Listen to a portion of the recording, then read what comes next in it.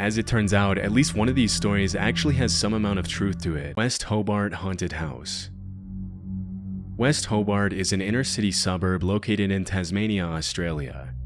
Over the years, dozens of allegations of supposed hauntings, ghost apparitions, and other paranormal activity have been made by tourists and residents of West Hobart. And it's honestly not too hard to see why, as West Hobart is a pretty old town with a generally creepy vibe. As is usually the case, most of these stories have either turned out to be fake, or the people making the allegations didn't have enough evidence to support their claims, which makes it almost entirely likely that they're hoaxes. But as it turns out, at least one of these stories actually has some amount of truth to it. Back in the late 80s and mid-90s, rumors started spreading of a house in West Hobart that was apparently so haunted it drove its residents insane.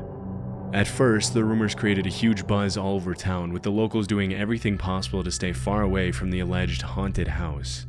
It wasn't until months later that the authorities got involved and finally got a clear picture of the situation.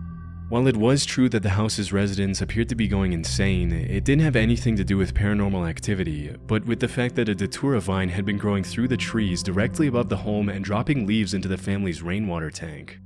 For a long time, the family had been inadvertently consuming microdoses of the plant every single day, which made them slowly but surely start to lose their sanity as they sank further and further into delirium.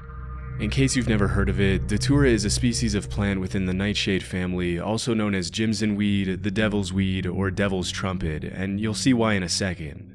Even though the plant itself looks pretty harmless, it's known for having extremely powerful hallucinogenic properties, which is why it was used for centuries by Native American tribes in coming-of-age rituals and other important ceremonies.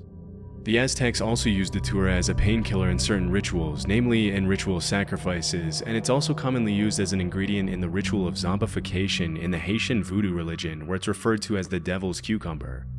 As you can probably tell by now, Datura isn't your typical recreative hallucinogen, and there's a reason why it's really only ever used in hardcore spiritual rituals and ceremonies, and sometimes by naive people who have no idea what they're getting themselves into.